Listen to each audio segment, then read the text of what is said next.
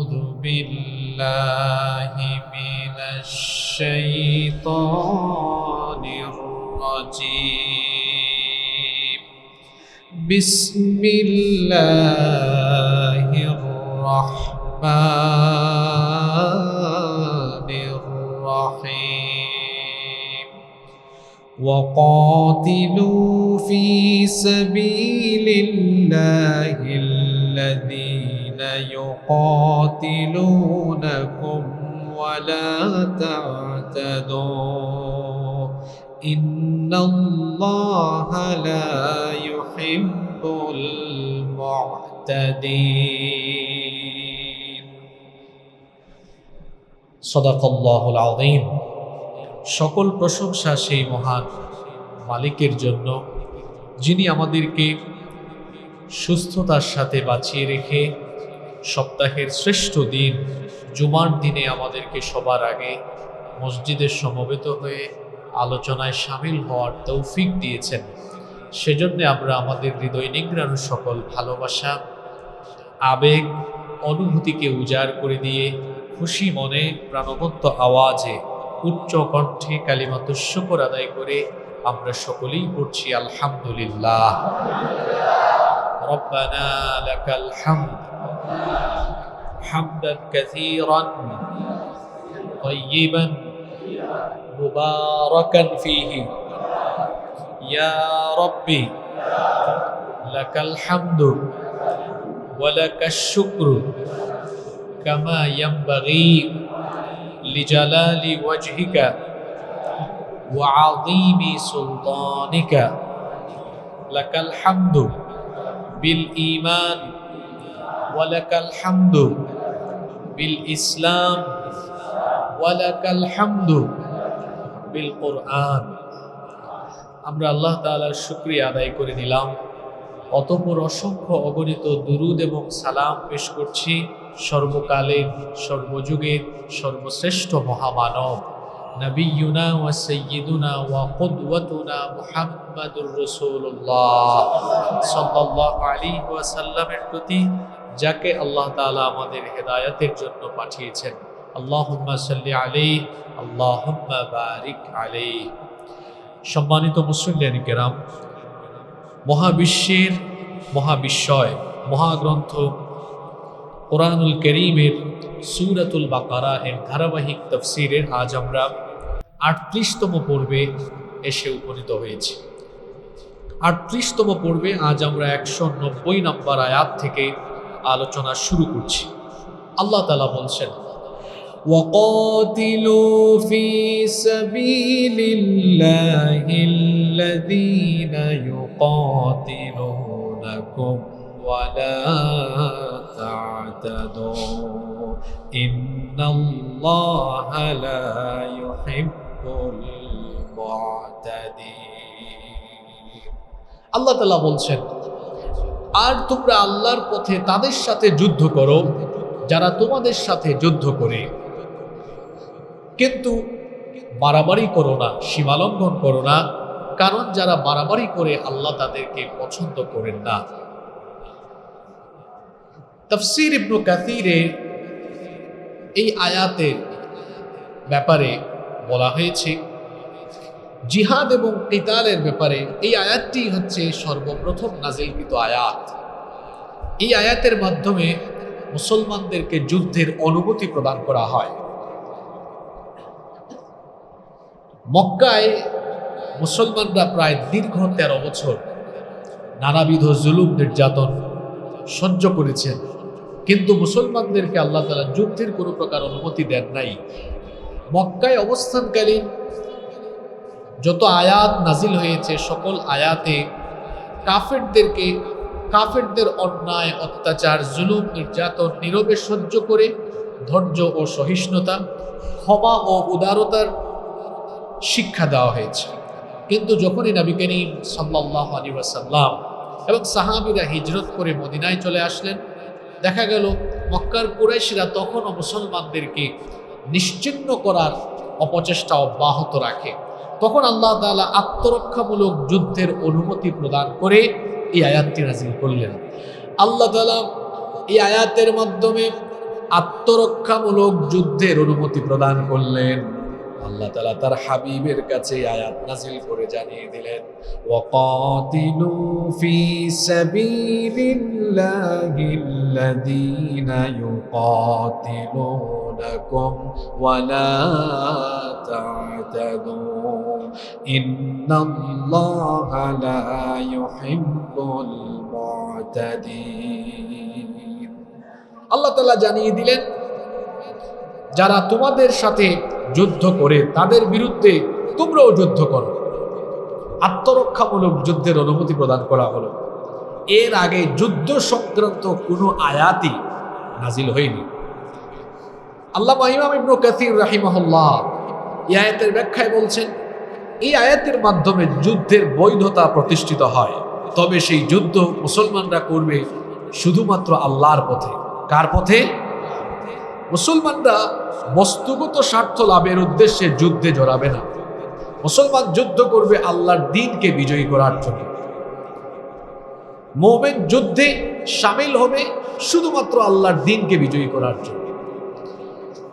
বস্তুগত কোনো স্বার্থ লাভের উদ্দেশ্যে মুসলমান যুদ্ধ করে না, মুসলমান যুদ্ধ করে আল্লাহর পথে।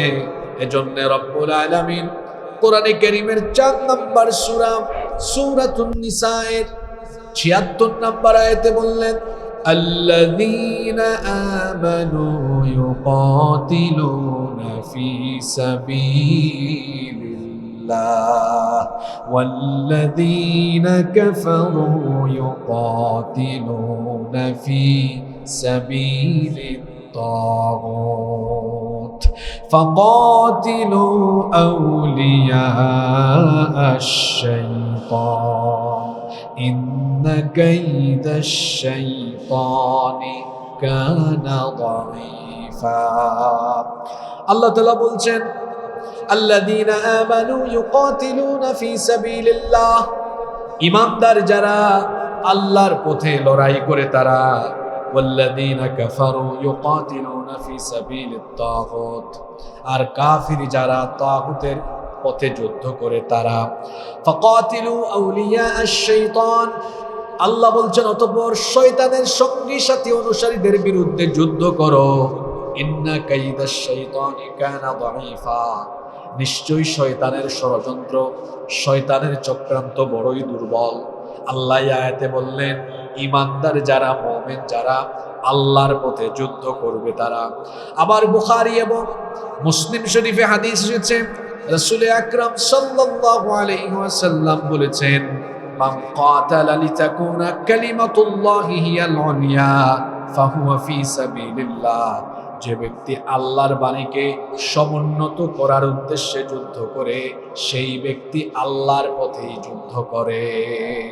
যে আল্লাহর বাণীকে সমুন্নত করতে যুদ্ধ করে সেই হচ্ছে আল্লাহর পথে যুদ্ধকারী। আল্লাহ তাআলা মুসলমানদেরকে এই আয়াত নাযিলের মাধ্যমে যুদ্ধের বৈধতা দিলেন, অনুমতি দিলেন। হ্যাঁ নবী, আপনি আপনার উম্মতদেরকে জানিয়ে দেন, যারা তোমাদের সাথে যুদ্ধ করে তাদের সাথে তোমরাও যুদ্ধ করো। তবে এখানে আল্লাহ বলে দিলেন, ওয়ালা তা'তাদু, এখানে কোনো সীমালঙ্ঘন বা বাড়াবাড়ি করা যাবে না। রাইসুল মুফাসসিরিন আব্দুল্লাহ ইবনে আব্বাস রাদিয়াল্লাহু আনহুমা, ওয়ালা তা'তাদু, সীমালঙ্ঘন করো না, এর ব্যাখ্যায় তিনি বলছেন, অর্থাৎ মুসলমানরা যুদ্ধ করতে গিয়ে যুদ্ধ নীতি অবলম্বন করবে। ইসলামে যুদ্ধ নীতি হলো কেবলমাত্র তাদের সাথে যুদ্ধে জড়াবে যারা যুদ্ধে জড়ায়, অর্থাৎ সম্মুখ সমরে যারা যুদ্ধ করে সেই কাফিরদের সাথে যুদ্ধ করো। এর মানে এই নয় যে যারা যুদ্ধে জড়ায় না, সেই রকম নিরীহ নিষ্পাপ মাসুম বাচ্চা, শিশু, নারী, বৃদ্ধ, ধর্মীয় কাজে সংসার ত্যাগী, উপাসনারত সন্ন্যাসী, পাদ্রী, তেমনিভাবে অন্ধ, খঞ্জ, পঙ্গু, অসমর্থ, কিংবা যারা কাফিরদের অধীনে মেহনত মজুরি করে এদের সাথে যুদ্ধে জড়ানো জায়েজ নয়। ইসলাম কত সুন্দর, এত সুন্দর যুদ্ধ নীতি ইসলাম ছাড়া অন্য কোথাও নাই। এমনকি ইসলামের যুদ্ধ নীতির আরেকটি দিক হলো, কাউকে হত্যা করার পরে তার মৃতদেহকে বিকৃত করা যাবে না। এমনকি যুদ্ধ করতে গিয়ে অকারণে কোনো গাছপালা ধ্বংস করা যাবে না, জীবজন্তু, পশু প্রয়োজন ব্যতীত হত্যা করা যাবে না। আল্লাহ রসুল সাল্লাল্লাহু আলাইহি ওয়াসাল্লাম তিনি যখন কোথাও কোনো যুদ্ধের বাহিনী প্রেরণ করতেন তখন যোদ্ধাদেরকে কি বলে দিতেন শুনেন। কানা রাসূলুল্লাহি বলেন সাল্লাল্লাহু আলাইহি ওয়াসাল্লাম ইযা আমারা আমিরান আলা জাইশিন আওসাহু বিতাকওয়াল্লাহ। হাদিস শরীফে এসেছে রাসূল আকরাম সাল্লাল্লাহু আলাইহি ওয়াসাল্লাম যখন কোনো ছোট বা বড় সৈন্যদলের জন্য কাউকে নেতা নির্বাচন করে দিতেন তখন বিশেষভাবে সেই ব্যক্তিকে আল্লাহকে ভয় করার কথা বলতেন। শুধু তাই নয়, আল্লাহর নবী আরো উপদেশ দিয়ে বলতেন ওয়া বিমান মাআহু মিনাল মুসলিমিনা খায়রা, মুজাহিদ মুসলিমদের সাথে কল্যাণ করার, ভালো আচরণ করার উপদেশ দিতেন। সুম্মা ক্বাল, অতঃপর বলতেন উগজু বিসমিল্লাহ ফি সাবিলিল্লাহ, আল্লাহর নামে আল্লাহর পথে যুদ্ধ করো। কার সাথে? কাতিলু মান কাফারা বিল্লাহ, যে আল্লাহর সাথে কুফরি করছে তার বিরুদ্ধে যুদ্ধ করো। উগজু, যুদ্ধ করো। ওয়ালা তাগুল্লু, কিন্তু যুদ্ধের মধ্যে গনিমতের মাল খেয়ানত করবে না। ওয়ালা তাগদুরু, প্রতারণা করবে না। ওয়ালা তুমাসিলু, অঙ্গহানি করবে না। ওয়ালা তাকতুলু ওয়ালিদা, এমনকি বালকদেরকে, বাচ্চাদেরকে হত্যা করবে না। আবার সুনানে আবু দাউদে হাদিস এসেছে রাসূল কারীম সাল্লাল্লাহু আলাইহি ওয়াসাল্লাম আরো বলেছেন লা তাকতুলু শাইখান ফানিয়া, কোন বৃদ্ধকে হত্যা করো না। ওয়ালা তিফলান সগীরা, ছোট বাচ্চাদেরকে হত্যা করো না। ওয়ালা ইমরাআহ, এমনকি কোন নারীদেরকে হত্যা করো না। এই যে বৃদ্ধ, শিশু, নারী, এরা তো যুদ্ধে জড়ায় না। যুদ্ধে যারা জড়ায়, যারা তোমার সামনে যোদ্ধা হিসাবে আসে তার সাথে লড়াই করো, কিন্তু বৃদ্ধ, নারী, শিশু, সন্ন্যাসী, বিভিন্ন ধর্মের ধর্মীয় পণ্ডিত, গাছপালা ধ্বংস করো না, এবং মানুষ যারা নিরীহ আছে তাদের কোনো ক্ষতি করো না। এই আয়াতের ব্যাখ্যা করতে গিয়ে আল্লামা ইমাম কুরতুবী রহমতুল্লাহ আলাইহি তিনি বলছেন এই আয়াত হচ্ছে ইসলামী যুদ্ধনীতির মূল ভিত্তি। এতে সীমালঙ্ঘন, নিরীহ মানুষ হত্যা এবং অযথা ধ্বংসযজ্ঞ নিষিদ্ধ করে দেওয়া হয়েছে। ইসলামের দুশ্মনরা ইসলামের ব্যাপারে কুৎসা রটায়। তারা বলে ইসলাম পৃথিবীতে তরবারির মাধ্যমে প্রতিষ্ঠিত হয়েছে। এটি একটি ভুয়া কথা, এটা ইসলামের ব্যাপারে একটি অপবাদ। আল্লাহর নবী 53 বছর বয়সে যুদ্ধের অনুমতি পেয়েছেন, এর আগে কোনো যুদ্ধই করেন নাই। 13 বছর মক্কায় যুদ্ধের কোনো আয়াতি নাজিল হয় নাই। ইসলাম তরবারি দিয়ে আসে নাই। ইসলামের সবগুলো যুদ্ধ ছিল ডিফেন্সিভ, আত্মরক্ষামূলক। আগে আক্রান্ত হয়েছে, তারপরে আক্রমণ করেছে। কোথাও এমন কোনো নজির নাই যে আগে মুসলমান আক্রমণ করেছে। আগে আক্রান্ত হয়েছে, তারপরে আক্রমণে গিয়েছে। এমনকি যুদ্ধনীতি কত সুন্দর। আল্লাহ রসুল যোদ্ধাদেরকে বলতেন তোমরা আল্লাহর পথে যারা লড়াই করছো, শুধু যারা তোমাদের বিরুদ্ধে এসে যুদ্ধ করছে, তোমাদের সামনে এসেছে, তার সাথে লড়াই করো, কিন্তু নিরীহ বাচ্চা, শিশু, নারী, বৃদ্ধ, এদের কোনো ক্ষতি করো না। সেই এলাকার গাছপালা ধ্বংস করে দিও না। জীবজন্তু লুটপাট করো না, জীবজন্তুকে হত্যা করো না। আজ ইসলামের নামে যারা কুৎসা রটায়, যারা নিজেদেরকে সভ্য বলে দাবি করে, আজ আমরা দুঃখের সাথে লক্ষ্য করছি পৃথিবীতে যুদ্ধের নামে নারী, শিশু, বৃদ্ধ এবং নিরস্ত্র অর্থাৎ বেসামরিক মানুষের জীবন বিপন্ন হচ্ছে। আপনারা জানেন ফিলিস্তিনের গাজায় ইসরায়েলের সামরিক অভিযানে বিপুল সংখ্যক বেসামরিক মানুষ নিহত হয়েছে। এমনকি হাসপাতাল, আশ্রয় কেন্দ্র সহ বিভিন্ন অবকাঠামো এই ইসরায়েলের অসভ্য ইহুদিরা ধ্বংস করে দিয়েছে। তাদের এসব অভিযানে যুক্তরাষ্ট্রের সামরিক এবং রাজনৈতিক সমর্থন নিয়ে বিশ্বব্যাপী আলোচনা সমালোচনা রয়েছে। অপরদিকে বর্তমানে আমেরিকা মধ্যপ্রাচ্যে চরম অস্থিরতা শুরু করেছে, এবং এই আমেরিকা, ইসরায়েল তারা নিজেদেরকে সভ্য দাবি করে এবং তারা বলে তারা সন্ত্রাস দমনের অপারেশন বা যুদ্ধ চালায়। কিন্তু এই কথা বলে তারা দেখা যায় বেসামরিক নাগরিক, এমনকি হাসপাতাল, আশ্রয় কেন্দ্র সহ বিভিন্ন অবকাঠামো যেভাবে তারা ধ্বংস করে, তাদের এসব কর্মকাণ্ডে তারা প্রমাণ করেছে তারা আসলে সন্ত্রাস দমন করে না, বরং তারাই হচ্ছে পৃথিবীতে সন্ত্রাস আর অশান্তির মূল পায়রা। অথচ ইসলাম কত সুন্দর, ইসলামের সবগুলো যুদ্ধ ছিল ডিফেন্সিভ, আত্মরক্ষামূলক। আক্রান্ত হওয়া ছাড়া আক্রমণের অনুমতি ইসলাম কখনো দেয়। এই আয়াত সূরাতু আল বাকারা এর 190 নম্বর আয়াত। এটি হচ্ছে জিহাদ এবং যুদ্ধের ব্যাপারে নাজিল হওয়া প্রথম আয়াত। এর আগে যুদ্ধের কোনো অনুমতি দেওয়া হয় নাই। মদিনা শরীফে আল্লাহর নবীর কাছে এই আয়াত নাজিল হয়েছে এবং বলা হয়েছে, নবী, গত 13টা বছর যারা মুসলমানদের উপরে জুলুম নির্যাতন করেছে, শুধু তাই নয়, মুসলমানদেরকে তাদের ভিটা মাটি ঘর বাড়ি থেকে বের করে দিয়েছে। মদিনা শরীফে আসার পরেও কাফিররা এদেরকে শান্তিতে থাকতে দেয় না। এখনো মুসলমানদের উপরে তারা নির্যাতন চালাচ্ছে, মুসলমানদেরকে বিনাশ করে দেওয়ার অপচেষ্টা চালাচ্ছে। সুতরাং এখন আমি আল্লাহ আদেশ দিলাম, তারা যেভাবে আপনার এবং আপনার সাহাবীদের বিরুদ্ধে যুদ্ধ করে, এখন থেকে আপনিও সাহাবীদেরকে নিয়ে তাদের সাথে আল্লাহর পথে লড়াই করবেন। আল্লাহু আকবার। এরপরে আল্লাহ তার নবীকে আরো জানিয়ে দিলেন, وَقَتُلُوهُمْ حَيْثُ ثَقِفْتُمُوهُمْ وَأَخْرِجُوهُمْ مِنْ حَيْثُ أَخْرَجُوكُمْ وَالْفِتْنَةُ أَشَدُّ مِنَ الْقَتْلِ وَلَا تُقَاتِلُوهُمْ عِنْدَ الْمَسْجِدِ الْحَرَامِ حَتَّى يقاتلوكم فيه فإن قاتلوكم فاقتلوهم كذلك جزاء الكافرين। আল্লাহ তাআলা বললেন, ওয়াকতুলুহুম হাইসু সাকিফতুমুহুম ওয়া আখরিজুহুম মিন হাইসু আখরাজুকুম। আল্লাহ বললেন, হে নবী, আপনি জানিয়ে দেন আপনার উম্মতদেরকে, তাদেরকে যেখানেই পাও তাদেরকে হত্যা করো, তাদেরকে বের করে দাও সেখান থেকে যেখান থেকে তারা তোমাদেরকে বের করে দিয়েছে। এই কথাটা কার? এখানে একটি কথা বলে রাখি, কথাটি বহুবার বলেছি আমি। কোরআনে কারীমের তরজমা অর্থ বললেই অনেক আয়াতের ব্যাখ্যা বোঝা যায় না, বরং আপনি বুঝতে গিয়ে ভুল বুঝবেন। যেমন দেখেন, এই আয়াতে কি বলা হচ্ছে, ওয়াকতুলুহুম হাইসু সাকিফতুমুহুম, এদেরকে যেখানে পাও তাদেরকে সেখানে হত্যা করো, অর্থাৎ কাফিরদেরকে যেখানে পাও সেখানে মেরে ফেলো, হত্যা করে ফেলো।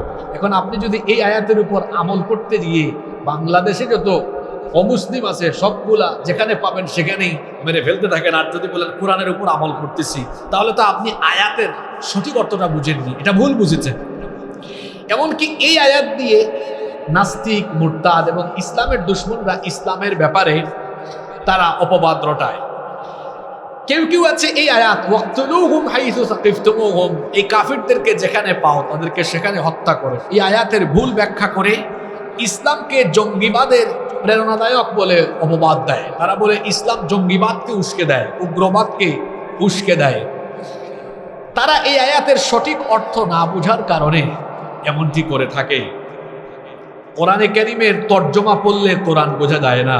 ঠিক একইভাবে বাজার থেকে বাংলা উচ্চারণের কোরআন কিনে বাংলায় কোরআন শরীফ পড়লে কোরআন সহি শুদ্ধ করে পড়া যায়।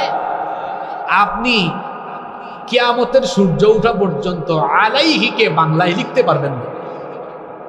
আলাইহিকে বাংলায় লিখলে আলাইহি হয়, আলাইহি হয়। এই আলাইহির উচ্চারণ তো হামজা হয়ে গেল। আইনকে কি বাংলায় কখনো উচ্চারণ করা যায়? হ্যাঁ, আইনটা এটা গলার মাঝখান থেকে বের হয়, যেটাকে তাজবিদের ভাষায় বলে ওয়াসাতে হালক। হ্যাঁ, এটা গলার মাঝখান থেকে আসে, এটা আপনি বাংলায় পারবেন না। আমাদের দেশে অনেক লোক আছে তারা বাংলায় কোরআন শরীফ পড়ে। কোরআন কিভাবে পড়ে? হুজুর আমি কোরআন পড়তে পারি তো। কিভাবে পারেন? আন্দরকিল্লা থেকে বাংলায় উচ্চারণ ব্র্যাকেটে দেওয়া থাকে, প্রতিদিন আমি এই বাংলায় কোরআন শরীফ পড়ি। আর আল্লাহ কোরআনে বলেছেন, ইন্না আনজালনাহু কুরআনান আরাবিয়ান লাআল্লাকুম তাকিলুন, নিশ্চয়ই কোরআন আরবি ভাষায় আমি নাজিল করেছি, এটাকে আরবি ভাষায় পড়তে হবে।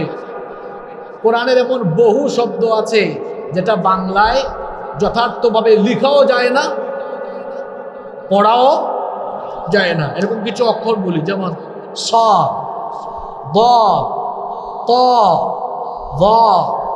ক্ষমতা থাকলে লিখেন তো বাংলায় এগুলো। বাংলায় লিখলে হয় সুয়াদ, দুয়াদ, তুয়া, জুয়া। এগুলো সঠিক? ভুল। এই যে পড়ছে সোয়াদ, দোয়াত, তোয়া, জুয়া, এসব ভুল, উচ্চারণ ঠিক হয়নি। আর কোরআনে কারিমের অক্ষর যখন কেউ ঠিক করে উচ্চারণ করে না, সেটা লাহনে জালি হয়। এটা এমন বড় ভুল যার কারণে নামাজ বাতিল হয়, কবিরা গুনাহ হয়। কোরআন তেলাওয়াতে সওয়াবও আছে, কোরআন তেলাওয়াতে লানতও আছে। শুদ্ধ উচ্চারণে কোরআন পড়লে সওয়াব পাওয়া যায়, আর অশুদ্ধ উচ্চারণে কোরআন তেলাওয়াত করলে লানত পাওয়া যায়। আমাদের দরকার কোনটা, সওয়াব না লানত? জি, সওয়াবের দরকার হলে ছোটবেলায় যারা কোরআন শিখেন নাই, লজ্জা শরমকে দাফন করে কবর দিয়ে যার কাছে যেখানে পারেন কোরআন শিখা আরম্ভ করেন। কোরআন না শিখলে এক রাকাত নামাজও আল্লাহর দরবারে কবুল হবে না। আবার রিপিট করছি, সঠিকভাবে শুদ্ধ উচ্চারণে তাজবিদ সহ বিশুদ্ধ কোরআন না যদি তেলাওয়াত না করেন, এক রাকাত নামাজও আল্লাহর দরবারে কবুল হবে না। সুজা কথা, সাফ কথা। কোরআন শুদ্ধ করে পড়তে হবে। হুকুমটা কার? কোরআন শিখেন না কেন আপনি? আপনার সমস্যা কোথায়? এখনো আপনি পড়েন আলহামদুলিল্লাহি রাব্বিল আলামিন। কি কোরআন পড়েন আপনি? এখনো পড়েন গাইরিল মাগদুবি। ওই যে বললাম বাংলায় কোরআন পড়া যায় না, আরবিতে গাইন কোনো অক্ষরই নাই। অক্ষরটা কি? গাইন। আইন কোনো অক্ষর নাই, অক্ষরটা কি? আইন। সোয়াদ কোনো অক্ষর নাই, অক্ষর হচ্ছে কি? সাদ। খা কোনো অক্ষর নাই, এই অক্ষর নাম কি? খ। কাফ নয়, এটা কফ। এইভাবে প্রত্যেকটা অক্ষর যথাযথভাবে উচ্চারণ শিখতে হবে, যেটাকে তাজবিদের ভাষায় বলি আমরা মাখরাজ। যথাযথভাবে শিখতে হবে। তো বলছিলাম, বাংলায় কোরআন পড়লে কোরআন পড়ার হক আদায় হয় না, ঠিক তেমনি ভাবে বাংলায় কোরআনের তর্জমা জানলে কোরআনের ব্যাখ্যা বোঝা যায় না। কারণ কোরআন বুঝার 16টি নীতিমালা আছে। এজন্য তো বড় বড় মাদ্রাসা হয়েছে, এই জন্যই তো তাফসির ডিপার্টমেন্ট হয়েছে, তাফসির ফ্যাকাল্টি হয়েছে। কোরআন বোঝার জন্য 16টি নীতিমালা লাগে। অনেক কিছু আছে। সাবাবুন নুজুল জানতে হয়, নাসিখ মানসুখ জানতে হয়, ইলমুন নাহু ওয়া সরফের জ্ঞান থাকতে হয়, ইলমুল কালাম, বালাগাত, এইসব বিষয়ের জ্ঞান থাকতে হয়, নইলে উল্টাপাল্টা বুঝবে তো। তো বলছিলাম, বাংলায় কোরআন বুঝলে কোরআন বুঝা হয় না। এখানে আল্লাহ বলেছেন কাফিরদেরকে যেখানে পাও সেখানে হত্যা করো। তার মানে কি এই আপনি কোনো অমুসলিম পাইলেই মেরে ফেলবেন? বিষয়টা কি এমন না। কোরআনে কারীমের যে কোনো আয়াতের তাফসীর বুঝতে হলে এই আয়াত নাজিলের প্রেক্ষাপট এবং এই আয়াতের সাথে আগের এবং পরের আয়াতের কি সম্পর্ক রয়েছে সেটা জানতে হয়। এখানে যাদেরকে হত্যা করার কথা বলা হয়েছে এই আয়াতের সাথে সম্পর্ক আছে তার ঠিক আগের আয়াতে। কাদেরকে হত্যা করার কথা বলা হচ্ছে? বলা হচ্ছে যারা তোমাদের সাথে সরাসরি যুদ্ধে জড়ায় তাদের সাথে। তবে এখানেও আবার একটু রহমতের কথা বলা হয়েছে, যুদ্ধ নীতি দেওয়া হয়েছে। যারা যুদ্ধে জড়ায় না, নারী, শিশু, এমনকি ওই কাফিরদের কর্মচারী যারা যুদ্ধ করে না, বেসামরিক কোনো মানুষকে হত্যা করা যাবে না। কোনো বৃদ্ধকে, অন্য ধর্মের কোনো পণ্ডিতকে, কিংবা গাছপালা অথবা সেই অঞ্চলের কোনো ক্ষেত খামার, এগুলো নষ্ট করা যাবে, নিষেধ করে দিয়েছেন কে? সম্মানিত মুসল্লিয়ানি কেরাম, মক্কার মুশরিকরা মুসলমানদের উপরে 13 বছর নির্যাতন চালিয়েছে, তাদের সম্পদগুলো ছিনিয়ে নিয়েছে, তাদেরকে ঘর বাড়ি থেকে বের করে দিয়েছে, অনেককে শহীদ করে দিয়েছে। শেষ পর্যন্ত রাসূল করিম সাল্লাল্লাহু আলাইহি ওয়াসাল্লাম এবং সাহাবীরা মক্কা থেকে হিজরত করতে বাধ্য হয়েছেন। হিজরতের পরেও তারা মুসলমানদেরকে নিশ্চিহ্ন করার এই ষড়যন্ত্র অব্যাহত রাখে। এমন প্রেক্ষাপটে আত্মরক্ষামূলক যুদ্ধের অনুমতি প্রদান করে আল্লাহ বলেছেন, যারা তোমাদেরকে বাড়িঘর থেকে বের করে দিয়েছে, যারা তোমাদের সম্পদ ছিনিয়ে নিয়েছে, যারা তোমাদের ভাইদেরকে শহীদ করে দিয়েছে, তাদেরকে যেখানে পাও সেখানে হত্যা করো। এখন এই আয়াতের তর্জমা যদি আপনি করে বলেন যেখানেই অমুসলিম পাও সেখানেই মারো। ওই যে ডাক্তার জাকির নায়েকের একটা ভিডিও আমি ছাত্র জীবনে দেখেছিলাম। তাকে এক অনুষ্ঠানে এক অমুসলিম প্রশ্ন করেছে যে আপনাদের দ্বীন ইসলাম তো জঙ্গিবাদকে উস্কে দেয়। ডাক্তার জাকির নায়েক বলেছিলেন আপনি এটা কোথায় পেয়েছেন? বলেছে এই যে সূরা বাকারার 191 নম্বর আয়াতে বলা হয়েছে কাফিরদেরকে যেখানে পাও হত্যা করো, ডাক্তার জাকির নায়েক তখন মুচকি হেসে জবাব দিয়েছিলেন, আপনি আসলে ট্রান্সলেশন পড়েছেন তো, বিষয়টি বুঝতে পারেন নাই। এখানে কাদের কথা বলা হয়েছে তা আগের আয়াতে বলে দেওয়া হয়েছে। আগের আয়াতে বলে দেওয়া হয়েছে যারা তোমাদের বাড়ি ঘর থেকে বের করে দিয়েছে, যারা তোমাদের ভাইদেরকে শহীদ করেছে, যারা তোমাদের সম্পদ লুটপাট করেছে, যারা তোমাদের উপর নির্যাতন করেছে, তাদেরকে যেখানে পাও সেখানে হত্যা করো।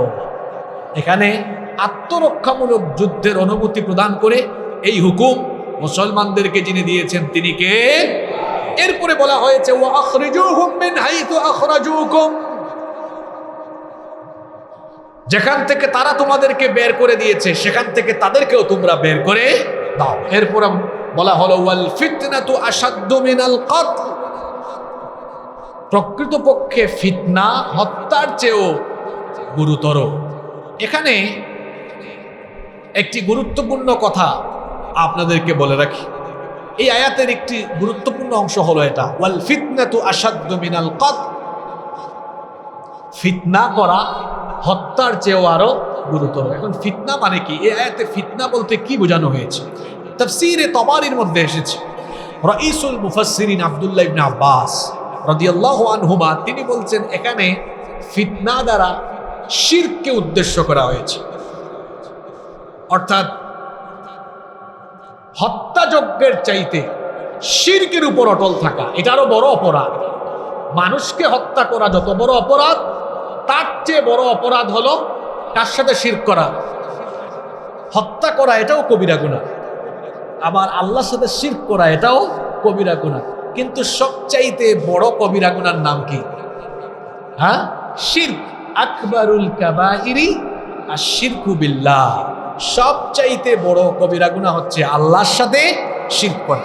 আবার আল্লামা ইমাম মুজাহিদ রাহিমাহুল্লাহ তিনি বলছেন এখানে ফিতনা বলতে মুসলমানদেরকে তাদের দিন থেকে ফিরিয়ে নেওয়ার জন্য কাফিররা যে জুলুম নির্যাতন চালাতো, সেই জুলুম নির্যাতনকে এখানে ফিতনা বলা হয়েছে। অতএব ফিতনা বলতে শুধুমাত্র সামাজিক বিশৃঙ্খলা নয়, বরং ধর্মীয় নিপীড়ন, ঈমান নষ্টের চেষ্টা এবং শিরক চাপিয়ে দেওয়া বোঝানো হয়েছে। আমরা সবাই জানি যে মানুষ হত্যা সবচেয়ে নিকৃষ্ট কর্ম, কিন্তু মক্কার কাফেরদের কুফর আর শিরকের উপরে অটল থাকা, মুসলমানদেরকে উমরা এবং হজের মতো ইবাদতে প্রতিবন্ধকতা সৃষ্টি করা এবং মুসলমানদেরকে ঈমানের পথে প্রতিবন্ধকতা সৃষ্টি করে তাদের উপর অকথ্য জুলুম নির্যাতন করা, এটাকে এই আয়াতে বলা হয়েছে হত্যার চেয়েও আরো গুরুতর অপরাধ। এই জন্য যারা এই গুরুতর অপরাধে লিপ্ত সেই কাফিরদেরকে হত্যা করার অনুমতি প্রদান করে বলা হয়েছে তাদেরকে হত্যা করলে অসুবিধা নাই, কারণ এই কাফেররা নিজেরাই এর চেয়ে আরো বড় অপরাধে নিমজ্জিত। তারা শিরকের মতো বড় অপরাধে নিমজ্জিত এবং শিরক চাপিয়ে দেওয়ার অপরাধে তারা লিপ্ত। সুতরাং তাদেরকে হত্যা করা, তাদের সাথে লড়াই করার আদেশ যিনি দিয়েছেন, জুড়ে বলেন তো তিনি কে? এরপরে রব্বুল আলামিন যুদ্ধের আরেকটি নীতিমালা মুসলমানদেরকে বললেন, ওয়ালা তুকাতিলুহুম ইনদাল মাসজিদিল হারামি হাত্তা ইউকাতিলুকুম ফীহি। আল্লাহ বললেন তোমরা মসজিদে হারামে তাদের সাথে যুদ্ধ লিপ্ত হয় না, যে পর্যন্ত না তারা তোমাদের সাথে সেখানে যুদ্ধ করে। এখানে যে মসজিদের কথা বলা হয়েছে সেই মসজিদের নাম কি? মসজিদে হারাম। বলা হলো মসজিদে হারামের নিকটে কাফিরদের সাথে তোমরা ততক্ষণ পর্যন্ত যুদ্ধ করো না যতক্ষণ না তারা তোমাদের সাথে সেখানে যুদ্ধ না করে। এই কথা বলে মক্কার হারাম শরীফের সম্মান এবং মর্যাদার ঘোষণা দেওয়া হয়েছে। এই যে মক্কা শরীফ বা মসজিদে হারাম, এটি অত্যন্ত পবিত্র স্থান। মানুষ হত্যা করা, যুদ্ধে লিপ্ত হওয়া তো দূরের কথা, সেখানে পশু পাখি জীবজন্তু এমনকি একটা পিঁপড়া মারাও হারাম করে দিয়েছেন কে? বুখারী শরীফে এসেছে, হাদিসটি মুসলিম শরীফে বর্ণিত হয়েছে। আন ইবনে আব্বাস রাদিয়াল্লাহু আনহুমা قال قال رسول الله, আমরা বলি সাল্লাল্লাহু আলাইহি ওয়াসাল্লাম। আব্দুল্লাহ ইবনে আব্বাস রাদিয়াল্লাহু আনহুমা থেকে হাদিসটি বর্ণিত হয়েছে। তিনি বলেছেন রাসূল করিম সাল্লাল্লাহু আলাইহি ওয়াসাল্লাম বলেছেন, ইন্না হাদাল বালাদা হাররামাহুল্লাহু ইয়াওমা খালাকাস সামাওয়াতি ওয়াল আরদ ফাহুয়া হারামুন বিহুরমাতিল্লাহি ইলা ইয়াউমিল কিয়ামাহ। আল্লাহর নবী বলেছেন, নিশ্চয়ই এই মক্কা নগরী আল্লাহ যেদিন আসমান জমিন সৃষ্টি করেছেন সেই দিন থেকেই এই জায়গাকে আল্লাহ সম্মানিত ঘোষণা করেছেন। সুতরাং কিয়ামত পর্যন্ত এটি আল্লাহর পক্ষ থেকে পবিত্র থাকবে। আবার বুখারী এবং মুসলিম শরীফে আরেকটি হাদিস এসেছে, আল্লাহর নবী বলেছেন, ফালা ইয়াহিল্লু লিমরিইন ইউমিনু বিল্লাহি ওয়াল ইয়াউমিল আখিরি আন ইয়াসফিকা বিহা দামান ওয়ালা ইয়াউদিদা বিহা শাজারা। আল্লাহর নবী বলেছেন, যে ব্যক্তি আল্লাহ এবং আখিরাতের উপর বিশ্বাস স্থাপন করে তার জন্য মক্কায় রক্তপাত করা এবং সেখানকার গাছ কাটা বৈধ নয়, এটাকে আল্লাহ হারাম করে দিয়েছেন। শুধু তাই নয়, মক্কার এবং মসজিদে হারামের সম্মান এবং মর্যাদা রক্ষায় আল্লাহ নবী আরো বলেছেন, এই হাদিসটিও বুখারী এবং মুসলিম শরীফে বর্ণিত হয়েছে। আল্লাহ নবী বলেছেন, ইন্নাল্লাহা হাররামা মাক্কাহ, নিশ্চয়ই আল্লাহ মক্কাকে সম্মানিত করেছেন। ফালাম তাহিল্লা লিআহাদিন ক্বাবলি ওয়ালা তাহিল্লু লিআহাদিন বা'দি। আল্লাহ নবী বলেছেন, আমার পূর্বে এটি কারো জন্য যুদ্ধের জন্য বৈধ ছিল না, এমনকি আমার পরেও কারো জন্য বৈধ হবে না। ওয়া ইন্নামা উহিল্লাত লিসাআতাম মিন নাহার, কেবল একটি দিনের স্বল্প সময়ের জন্য আমার জন্য এটি হালাল করা হয়েছে। অর্থাৎ মক্কা বিজয়ের দিন মাত্র কিছু সময়ের জন্য আল্লাহ রসুলকে সেখানে যুদ্ধের অনুমতি দেওয়া হয়েছিল। এছাড়া আল্লাহ নবী বলেছেন, আমার আগেও কোনো পয়গাম্বরকে, আমার পরেও পৃথিবীর কোনো মানুষকে মক্কা শরীফ মসজিদে হারামের আশেপাশে যুদ্ধের অনুমতি প্রদান করা হয়নি।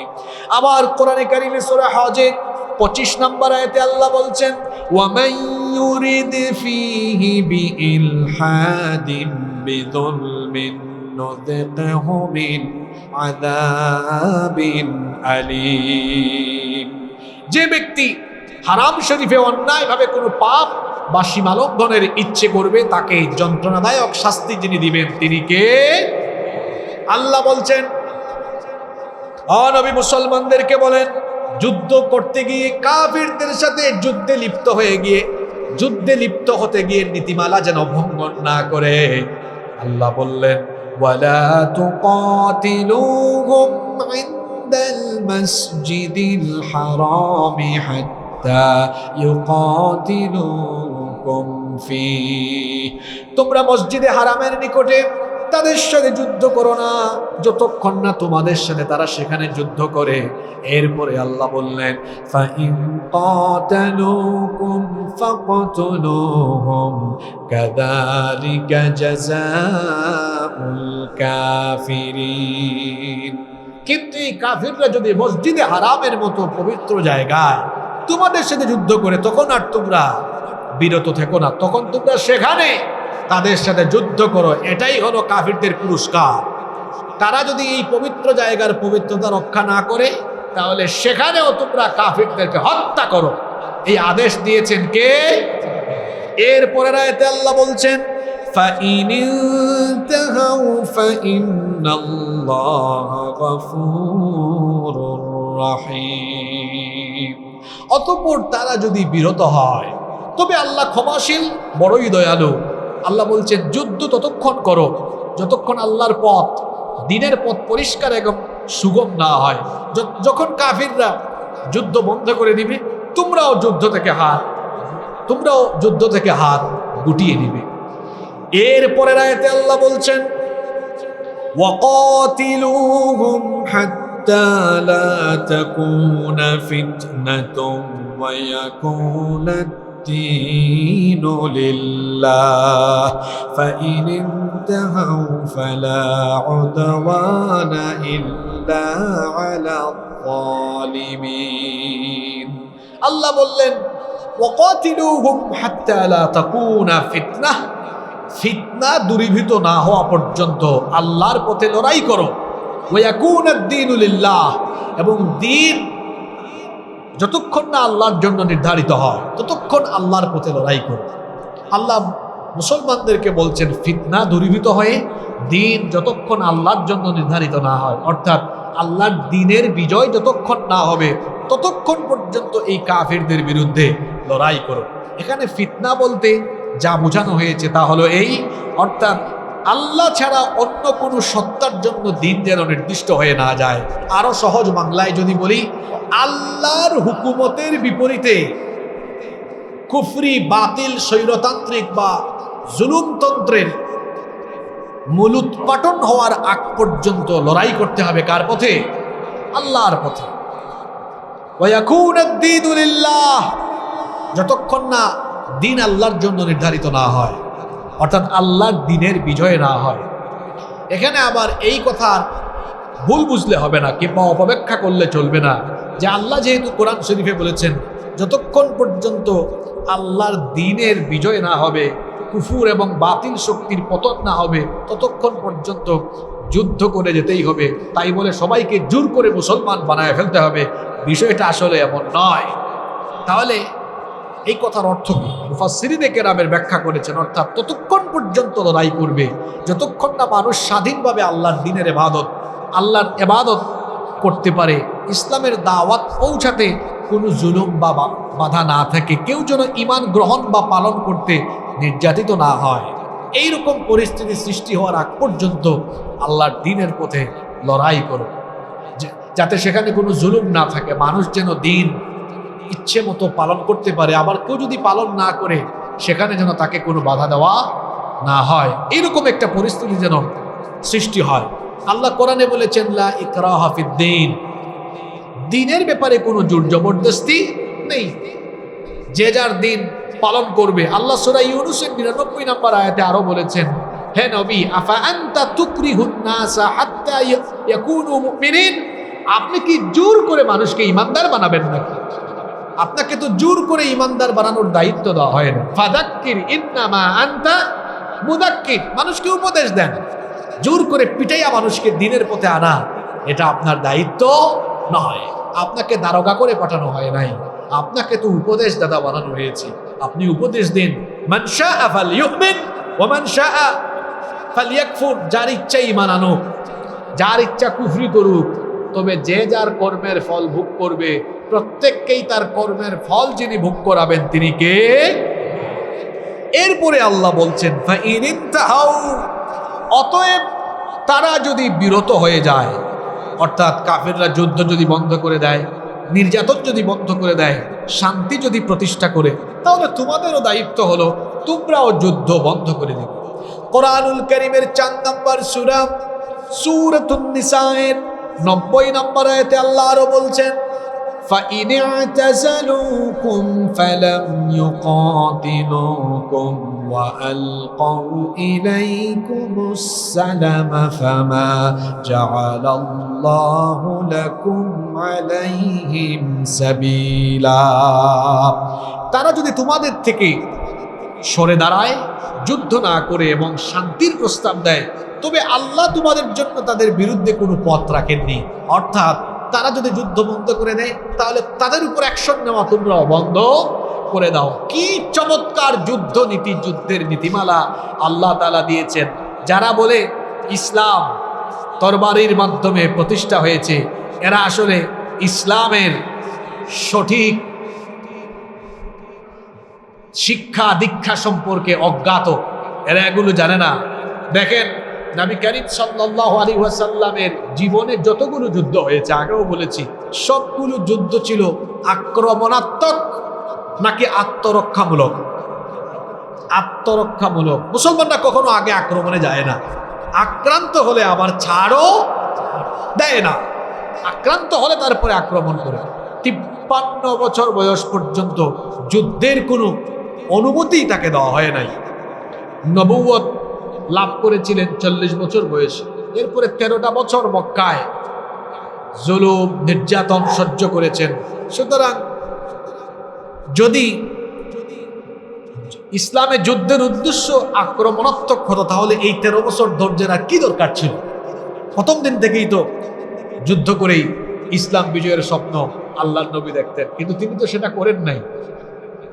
ইসলাম শুধু যুদ্ধের মাধ্যমে প্রতিষ্ঠা হয়নি, দাওয়াত ছিল, মানুষ গঠন ছিল, মেহনত ছিল, সবর ছিল, এরপরে কিতাল ফি সাবিলিল্লাহ, আল্লাহর পথে লড়াইও ছিল। কিতাল আল্লাহর পথে যুদ্ধ, আল্লাহর পথে লড়াই করা। এটি হচ্ছে জিহাদের সর্বশেষ ধাপ। জিহাদ মানে যুদ্ধ নয়। যুদ্ধের আরবি কি? হারবন। ইংরেজিতে আমরা এটাকে ওয়ার বলি, ওয়ার, যুদ্ধ। যুদ্ধের আরবি হলো হারব।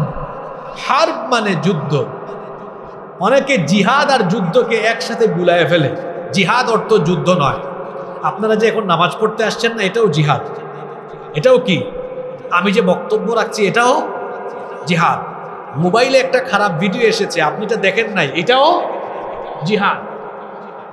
নিজের নফসকে আল্লাহর পথে ধাবিত করে রাখা, এটাও জিহাদ। জিহাদ মানে কি? জিহাদ মানে হচ্ছে প্রাণান্তকর প্রচেষ্টা। জিহাদ শব্দের অর্থ কি? জিহাদ শব্দটি জুহুদুন থেকে এসেছে। জুহুদ, জুহুদ মানে কি? চেষ্টা। এই যে নামাজ, এটাও জিহাদের একটা পার্ট। জিহাদ একটি বিস্তারিত বিষয়। জিহাদ মানে যুদ্ধ নয়। ইসলামের দুশ্মনরা জিহাদ শুনলেই মনে করে যুদ্ধ, যুদ্ধ শুরু হয়ে গেছে। না, জিহাদ মানে যুদ্ধ নয়। জিহাদের আরবি হলো হারব। কিতাল মানে লড়াই করা। জিহাদের অনেকগুলো স্তর আছে। দাওয়াত, দাওয়াত এটাও জিহাদ। দাওয়াতটা কি বলেন? দাওয়াতটা কি? দাওয়াতও জিহাদ। তারপরে মানুষ গঠন করা। মানুষ গঠন মানে কি? আমাদের দেশে তো উল্টা সিস্টেম, আমরা উল্টা পথে হাঁটছি। সেটা কি?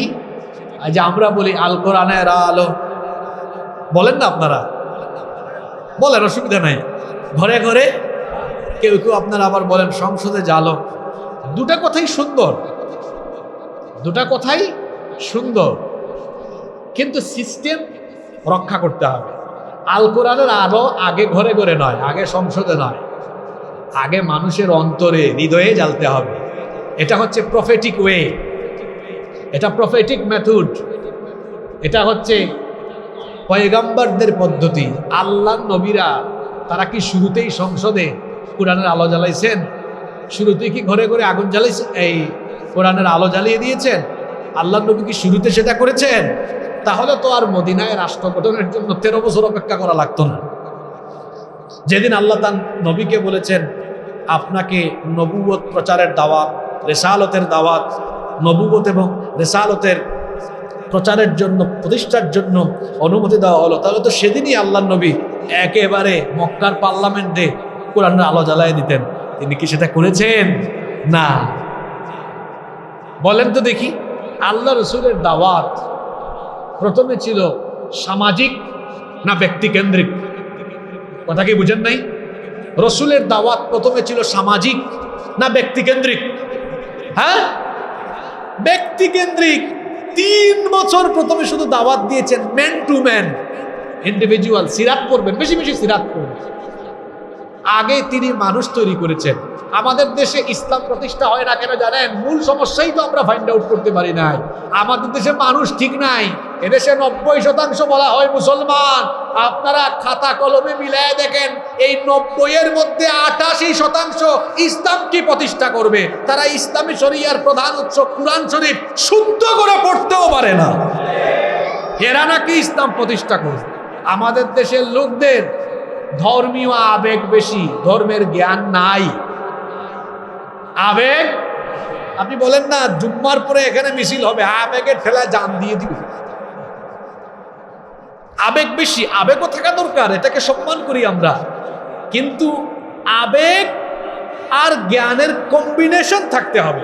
কিন্তু আমাদের দেশে যেটা হয়ে গেছে, আবেগ আছে, জ্ঞান একদম নাই। তো কয়জন মানুষ আছে শুদ্ধ করে কোরআন পড়তে পারে? তো কিভাবে আপনি সংসদে কোরআনের আলো জ্বালবেন, ঘরে ঘরে জ্বালবেন?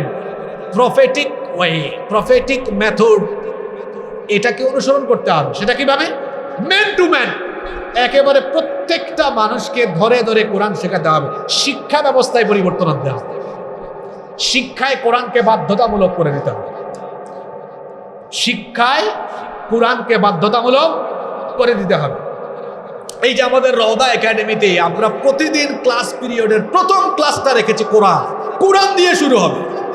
আগে আল্লাহর কিতাব কোরআন। কারণ যার মধ্যে কোরআনের শিক্ষা নাই, এই ব্যক্তি শিক্ষিত হলেও এটা মারাত্মক লেভেলের চাটুকার, দুর্নীতিবাজ, সন্ত্রাসী, চরিত্রহীন হয়ে যাবে, এতে কোনো সন্দেহ। আল্লাহর কিতাব ছাড়া হৃদয় কখনো মুনাওয়ার, আলোকিত হয়? এই জন্য আল্লাহ রসুলের যে পদ্ধতি সেটাকে অনুসরণ করতে হবে। আল্লাহ রসুল একজন সাহাবীর বাড়িকে শিক্ষা কেন্দ্র বানিয়েছেন না? হ্যাঁ, ওই শিক্ষা কেন্দ্রের নাম কি? দেখছেন কি আবেগ আমাদের, ওইটাও জানি না আমরা। একজন সাহাবীর বাড়িকে আল্লাহ রসুল শিক্ষা কেন্দ্র বানিয়েছেন এবং সেটার নাম দিয়েছেন দারুল আরকাম। আরকাম ইবনু আবিল আরকাম রাদিয়াল্লাহু আনহু, এই সাহাবীর বাড়িকে আল্লাহ রসুল একটি বিদ্যালয়, শিক্ষালয় বানিয়েছেন। সেখানে মুসলমানরা আসতেন, গোপনে গোপনে গোপনে গোপনে আসতেন। আল্লাহ রসুল সেখানে তাদেরকে তালিম তরবিয়ত দিতেন। এভাবে আগে মানুষ তৈরি করেছেন। মানুষ তৈরি না করলে আল্লাহর দ্বীনের বিজয় হয়। কারণ প্রত্যেকটা সেক্টরকে পরিচালনা করার জন্য কি লাগে? লোকবল লাগে। আর সেই লোকদের মধ্যে যদি কোরআনের আলো না থাকে, তাহলে আপনি কিভাবে রাষ্ট্র পরিচালনা করবেন? রাষ্ট্র পরিচালনার জন্য মানুষ লাগে না? মানুষ লাগে। তো রাষ্ট্র চালায় কারা? সচিব, ডিসি, এসপি, সিটি কর্পোরেশনের কর্মকর্তা আছে, সচিবালয়ে যান, কর্মকর্তারা আছে। এই যে ডিপ স্টেট যেটাকে আমরা বলি, এই ডিপ স্টেটে যে লোকজন আছে, সেই লোকজনের ভিতরে তো কোরআন থাকতে হবে। এই যে আমরা মিছিল দেই, দেশ কি আমরা চালাই না ডিপ স্টেট চালায়? কথা বুঝেন নাই? ডিপ স্টেট দেশ চালায়। এই ডিপ স্টেটে যারা চলে গেছে বা যারা আছে, এদের ভিতরে তো কোরআন থাকতে হবে। এদের ভিতরে কোরআন না থাকলে আপনি কোরআনের আলো ঘরে ঘরে জ্বালো বলতে থাকবেন, বলতে বলতে আপনি মারা যাবেন, আলো আর জ্বলবে। এই জন্য prophetic way, prophetic method follow করতে হবে। প্রত্যেকটা মানুষকে কোরআনের শিক্ষার আওতার ভেতরে নিয়ে আসতে হবে, তখনই দেখবেন কোরআনের বিজয় হয়ে যাবে ইনশাআল্লাহ। আমি বলছিলাম আল্লাহ রসুল তিনি জীবনে যতগুলো যুদ্ধ করেছেন সব আত্মরক্ষামূলক, কোনো যুদ্ধই আক্রমণাত্মক ছিল না। সম্মানিত মুসল্লিয়ানি কেরাম, এখানে আমরা এই আয়াতগুলোতে যুদ্ধনীতি নিয়ে আলোচনা করেছি। এরপরে দেখেন পরবর্তী আয়াত 194 নম্বর আয়াতে আল্লাহ কি বলছে? আল্লাহ তাআলা বলছেন, আশ-শাহরুল হারামু বিশ-শাহরিল হারামি ওয়াল হুরুমাতু কিসাস। হারাম মাসের বদলে এবং পবিত্র বিষয়সমূহ কিসাসের অন্তর্ভুক্ত। এরপরে আল্লাহ বলছেন, فمن اعتدى عليكم فاعتدوا عليه بمثل ما اعتدى عليكم واتقوا الله واعلموا أن الله مع المتقين। সুতরাং যে তোমাদের উপর আক্রমণ করেছে তোমরা তার উপর আক্রমণ করো, যেরূপ সে তোমাদের উপর আক্রমণ করেছে, আর আল্লাহকে ভয় করো, জেনে রাখো আল্লাহ মুত্তাকিদের সাথে আছে। এই আয়াত নাজিল হওয়ার পেছনে একটা ঘটনা আছে। ঘটনাটা হচ্ছে এই, হিজরতের 6ষ্ঠ বছরে যুলহজ মাসে রাসূল করিম সাল্লাল্লাহু আলাইহি ওয়াসাল্লাম 1400 সাহাবী নিয়ে উমরার উদ্দেশ্যে রওনা করেছিলেন। কিন্তু কাফেররা তাকে হুদাইবিয়া নামক প্রান্তরে বাধা দেয়, মক্কায় প্রবেশ করতে বাধা দেয়। এরপরে উভয় পক্ষের মধ্যে আপোষ ফায়সালা হয়, একটা চুক্তি হয়। যেই সন্ধিকে আমরা হুদাইবিয়ার সন্ধি নামে জানি। হুদাইবিয়া একটা সন্ধি হয়ে যায়, মুসলমানরা ফিরে যায়। আর হুদাইবিয়ার সন্ধিতে একটি বিষয়ে আপোষ করা হয়, ফয়সালা করা হয় যে মুসলমানরা এই বছর আর উমরা করতে পারবে না, হজ করতে পারবে না, তারা মদিনায় ফিরে যাবে। তবে আগামী বছর তারা মক্কায় প্রবেশ করতে পারবে মাত্র কয় দিনের জন্য? 3 দিনের জন্য। এখন পরবর্তী বছর যখন মুসলমানরা এই আপোষ ফয়সালা অনুযায়ী মক্কায় প্রবেশ করতে আসছিল, যুলকদ মাস, এই মাসটা হারাম মাস। বছরে হারাম মাস 4টা, এই 4টা হারাম মাসেরই একটা মাস হচ্ছে যুলকদ মাস। হারাম মাসে যুদ্ধ করা হারাম। এখন মুসলমানরা যখন পরবর্তী বছর চুক্তি অনুযায়ী 3 দিনের জন্য আসতেছিল, মুসলমানরা তখন ভাবতেছিল কাফেররা যদি গত বছরের মতো এই বছরও আমাদেরকে বাধা দেয়, তাহলে কি আমরা তাদের সাথে যুদ্ধে জড়াবো? কারণ এই যে মাসটা জিলকদ, এটা তো হারাম মাস, হারাম মাসে যুদ্ধ করাও হারাম, তাহলে কি আমরা যুদ্ধ করব?